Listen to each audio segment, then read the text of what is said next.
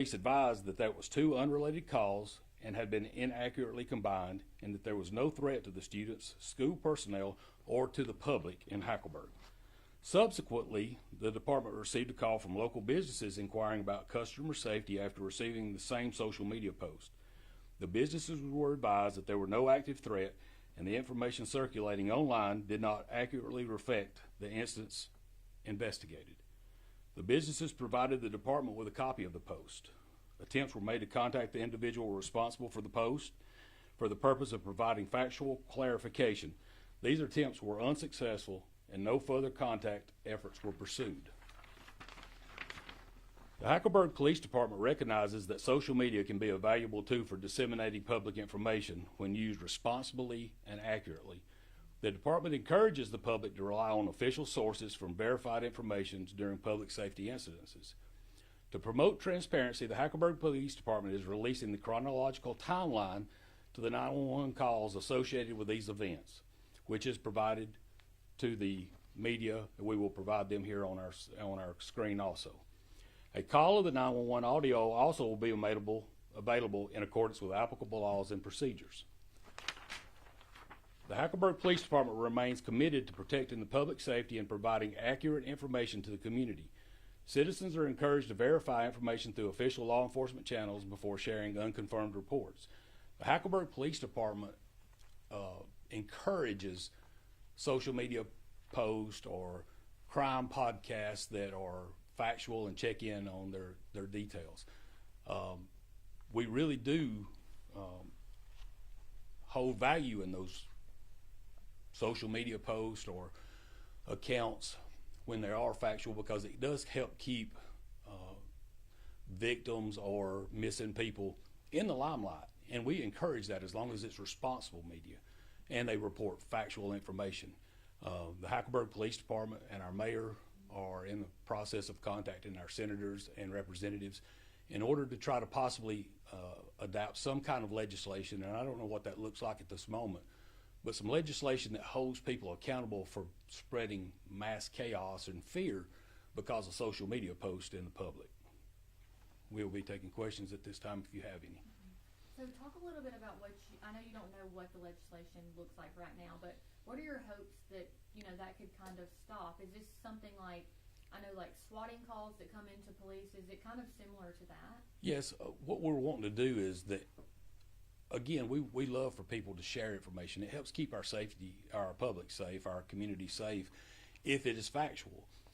If it is unfactual or you cannot confirm those reports, and you do have the opportunity to change that post, and you fail to do so, then I feel that you are guilty of trying to spread fear or panic in the community, and we're totally against that. So, again, I'm very much a supporter of our Constitution, and we do have First Amendment rights to be able to voice your opinion, but you're also not immune to consequences when you do the wrong spreading of information. And are you looking into charges against this specific account? We have talked about that, and I don't know if there's any way that you can win by pursuing charges, because at that time people that spew mistruths or that type of people will just get on there and double down, create new accounts, and say you're trying to silence their voices. So I don't know that there's much of a good solution unless the law is really strong on those. And that's why we want to talk to our legislature to see if there is something that is possible to be enacted. And with that post, there was some comments and added information about a missing person from 2018, that was one of the same locations that she was last seen. Can you talk a little bit about that and that connection, and if Friday's incident had anything to do with her missing case? Yes, that is a case that is still an ongoing case, and every day of our lives we do think about that case. I know it's at a kind of a standstill, the public thinks, but you can't give away a lot of information that's going on in a case. Now, you can to family members to keep them up to date, but as far as spreading that into the public, you can't give a lot of information. But we still think about that case every day. Currently, followed up 3 leads in the last 2 weeks on that case. that is the case of Jessica Hamby, which we would love for anybody that has any information to please contact either us, the Marion County Sheriff's Department, the State Bureau of Investigation, or the Attorney General's office, who is also involved in this. The State Bureau of Investigation has been involved since day one. That's who the actual report was taken through. So all resources that's available have been working on this case, and there's several suspects in that case, but there's nothing that's been able to be confirmed so that we can make an arrest on that, which we would love closure for the family, if nothing else, just to get the body back. But we would love to prosecute the people that was involved in continuing to keep this case out there. And for people who may not know Jessica Hamby's story, can you kind of just give background on that? A little bit about that. It was in January, I believe, of 2018. We had a report that came in to me from Jessica's mother that she was getting, would like a little help looking into the case. At that time, I was associated with the statewide drug task force through SBI. We opened a case on that. We started working that case in 2018, and Jessica had left a drug treatment facility in Hackleburg, and it came over to the address. Actually, it wasn't the address we went to on the call, but it's associated with that address and the people. And subsequently, somewhere during the night, she went missing, and nobody claims to know where she went. So that's kind of where that is. Mm-hmm. And like you said, you guys have been following up on stuff, but are you feeling closer to a solution there? I wished I could say yes, but no. No. I mean, I wished I could say yes, we are. Again, I really think about the case on a daily basis. It's not something people don't get, that law enforcement becomes attached to the cases that they get involved with, and that's one that has just, I mean, it's been riding out there. Mm-hmm. And when you got that call to that address, were you kind of hopeful that it could be something in relation? Well, actually, we didn't think it would probably even be anything associated with that, because the call that came in, and you'll be able to hear it on the 911 call, we were headed back from Hamilton. Me and another officer that were sent into the police academy was headed back from picking up some equipment for him. And we heard the sheriff's department get the suicidal mail call and knew there was nobody in this area to answer that call. And we would be passing that address on the way back to town. So we just asked them if we would go ahead, or we just committed to going ahead and checking that. So if there was something, the caller stated that about an hour to hour and a half earlier, she had heard 3 gunshots. The gentleman that owned that business had passed away that week, and she was concerned that something may have went on there at that address, because she hadn't seen anything or heard anything since then. And when we got to the scene, we found some individuals not at that business where the call came into, but at a place behind it. And they stated that there was a gentleman that had already left the scene, had been shooting, and they showed us the target that he had been shooting into. We talked to the caller, and the caller did advise that it was several hours, or an hour or so before, when the call came in, before she got to call, because she had just got to thinking that there's something could have happened earlier. So we just responded to that call because of that, but it wasn't because we thought something would be happening with the Jessica Hamby. But you know, you always take every opportunity to hope that something pops up on the Jessica Hamby case. And you know, maybe this will bring a new light to the Jessica Hamby case, and maybe it'll get something talking, somebody that'll give a little information that may be useful. You know, and you know, that's another thing that we get really upset with some people that post on these podcasts or this social media platforms. They breed a lot of mistrust in law enforcement because they put unfactual information out there, that you may not can trust this person, or this person didn't do this job, this person, you know, that they're whatever. And that hinders our investigation, as these social media posts do a lot of times. Is there anything else? That's all I've got. And if you want to play the... Yes, we'll go ahead and we'll play the 911 tapes.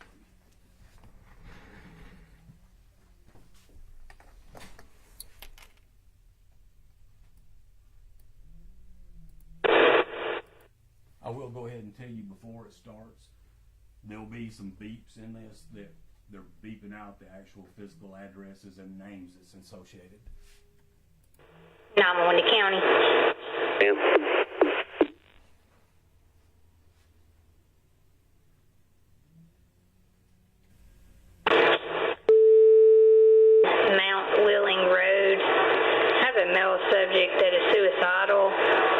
the phone with some type of card service stating he is in his vehicle in his yard.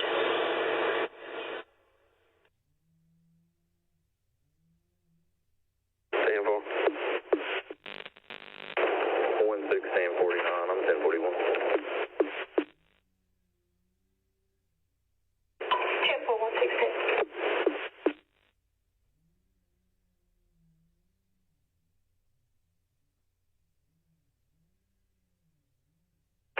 116-911. You can show me 84 as well. 10-4-11-17.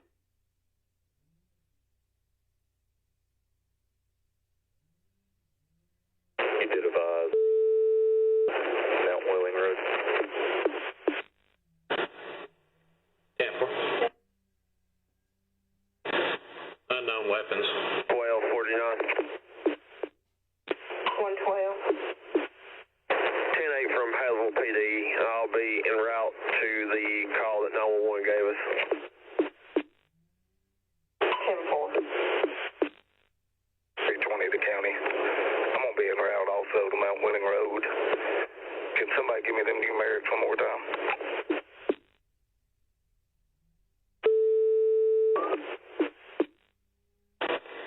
To county. 12.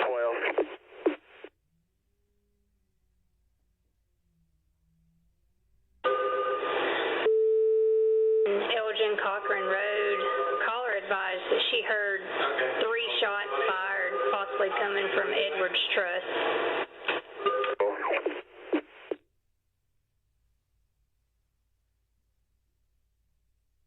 110 and 320. I'm about 15 minutes out from that call, Mount Wheeling.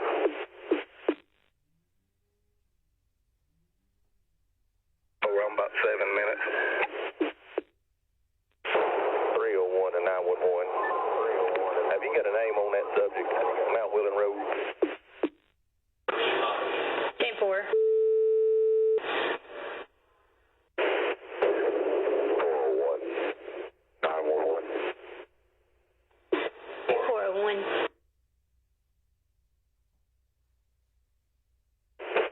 I was coming back from Hamilton. I heard that call. I'm going to swing by Elgin Cochran Road, check that other call.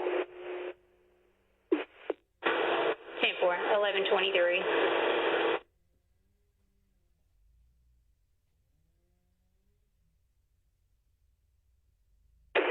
110 to 401. Appreciate it. If you got anything, just holler and I'll be in or out until we finish this one up. Yeah, boy, I get y'all tied up. I was coming back from Hamilton anyway. I'll let you know as soon as I get there. Sample. 911. Did they state if this subject said he had a weapon? Your City Hall is the one that received it. She advised it was unknown weapons.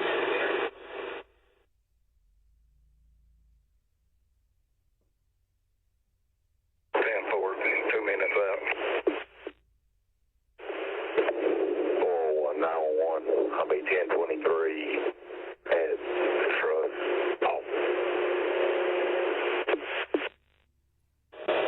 10-4. 1126.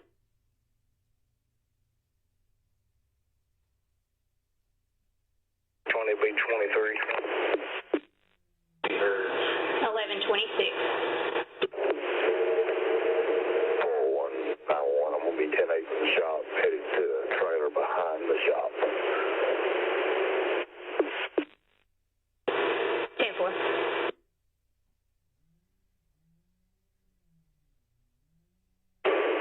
301 be out 320. 10-4. 1128. 116-911, I'm Central right there. 1128. 911 and 116, 301, 320 status.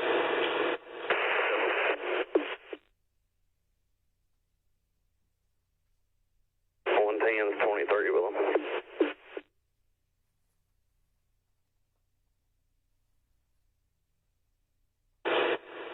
10-4. Let me know when it's clear for the ambulance to come on scene. They're staging.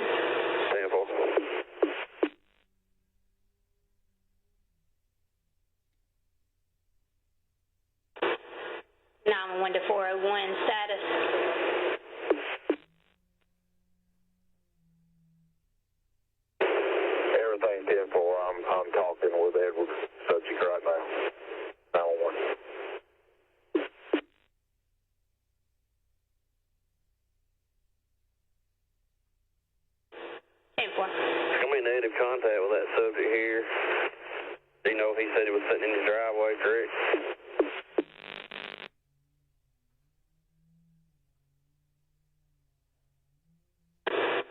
10-4, that's what he stated. UMPD gave me his PX number also, if you want it.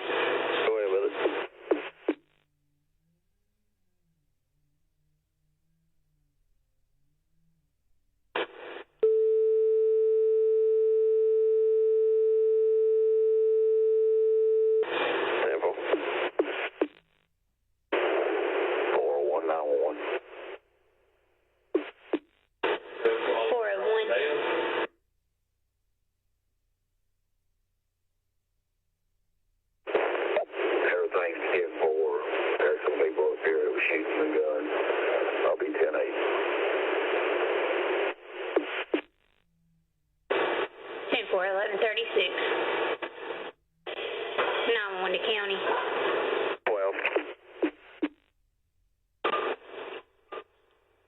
Were y'all able to make contact with that subject? 301 to 911. 301.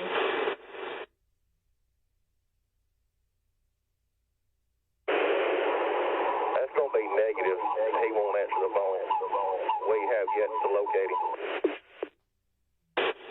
10-4.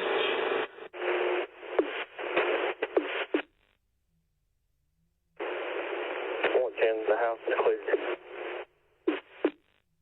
301 to 911. I'll be 10-8. 10-4, 1201. 320 be 10-8, 911. 1202.